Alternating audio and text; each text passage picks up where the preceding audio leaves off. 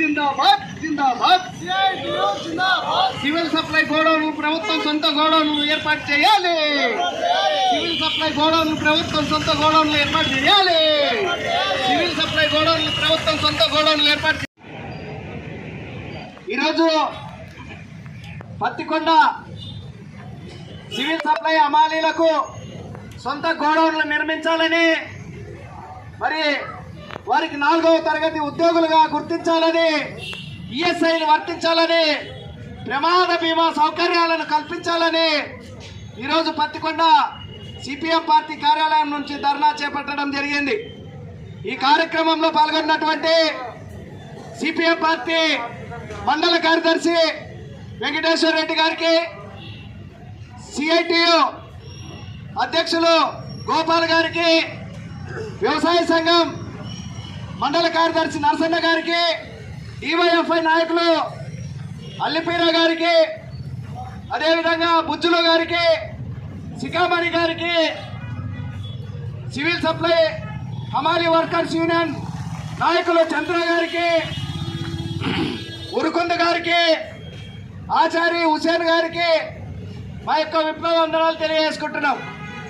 ఈరోజు civil supply హమాలీలకు మరి ఈరోజు మనం చూస్తే పత్తికొండ ప్రాంతంలో, అదే కాకుండా అనేక చోట్ల సివిల్ సప్లై హమాలీలకు సొంత గోడౌన్లు నిర్మించే పరిస్థితులు ప్రభుత్వం చేపట్టాలి.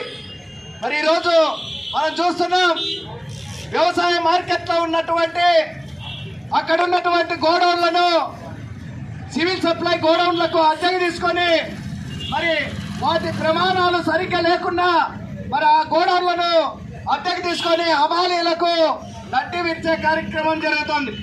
ఈరోజు మేము ఒకటే చెప్తున్నాం, సివిల్ సప్లై హమాలీలకు ప్రభుత్వం సొంత గోడౌన్లు నిర్మించాలి. హమాలీలకు అనుగుణంగా ఆ గోడౌన్లను నిర్మించాలని మేము సిఐటియుగా డిమాండ్ చేస్తున్నాం. ఈరోజు సివిల్ సప్లై హమాలీలు వ్యవసాయ మార్కెట్లో ఉన్నటువంటి గోడౌన్లలో మరి ఆ బియ్యాన్ని దించడం. సిఐటియు మండల అధ్యక్షులు కమిరెడ్డి గోపాల్ గారు, అదేవిధంగా ఈ కార్యక్రమంలో పాల్గొంటున్నటువంటి సిఐటియు మండల కార్యదర్శి రవిచంద్ర గారు, వ్యవసాయ కార్మిక సంఘం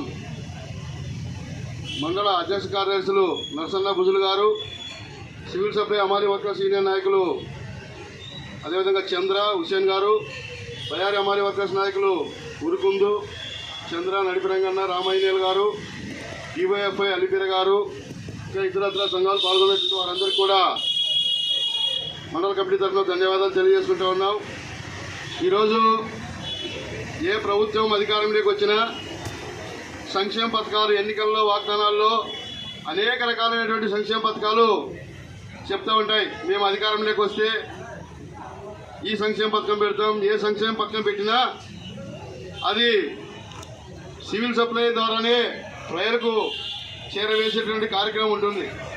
అది బియ్యం కానీ, బ్యాళ్ళు కానీ, నిత్యావసర సరుకులు ఏవైనా కానీ వాటి ద్వారానే ఈరోజు ఈ రాష్ట్రంలో ఉన్నటువంటి ప్రయాణికానికి కూడా అందించేటటువంటి బృహత్తమకరమైనటువంటి ఈ గోడౌన్లో ఉన్నటువంటి హమాలీ కార్మికులు, అక్కడ పనిచేసేటువంటి ఉద్యోగులు, వారందరి ద్వారానే మరి రాష్ట్ర ప్రజలు తినడానికి కానీ లేదా ఇంకోటి చేసుకుంటూ ఉంటారు.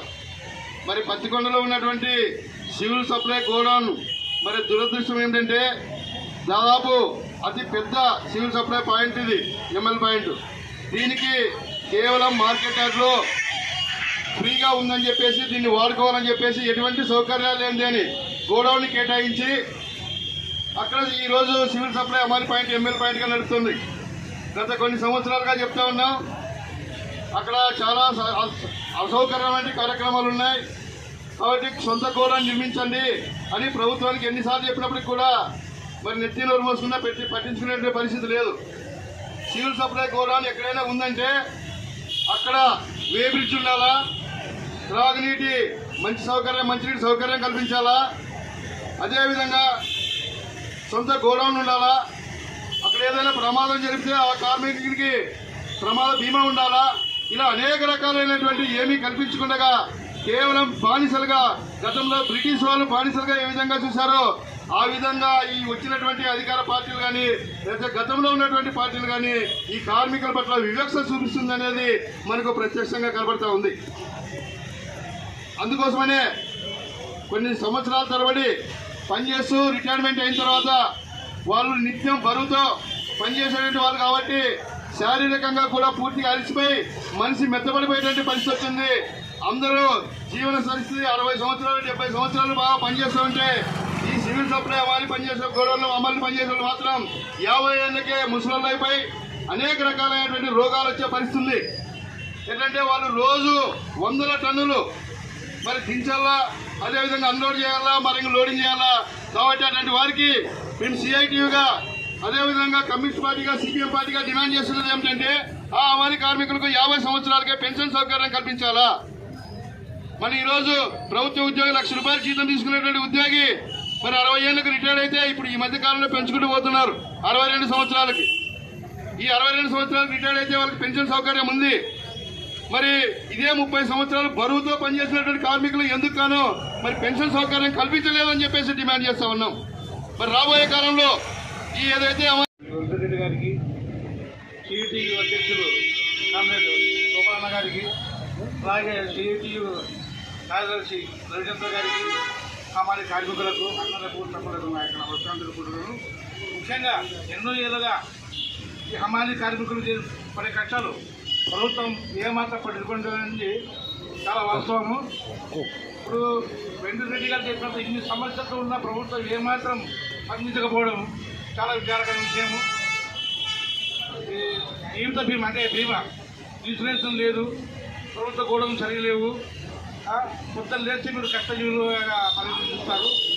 మీరు లేనిదే ఏ ఇంటి కూడా బియ్యం, గోధుమలు ఇలాంటి ఇంట్లో చేరవు కూడా. ఇన్ని కష్టాలు పడుతున్న కార్మికులు ప్రభుత్వం దృష్టికి పడకపోవడం చాలా ఘోరమని నేను అనుకుంటున్నాను.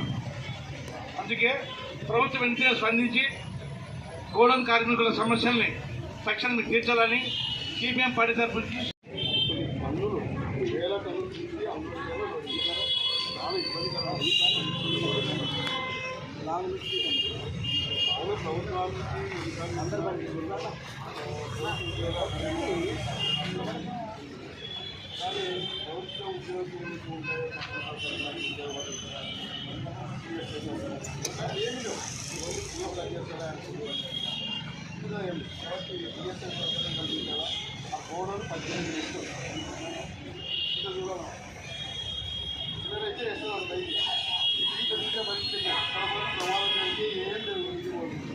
ఇలాంటి పరిస్థితుల్లో వాళ్ళకైనా కనీసం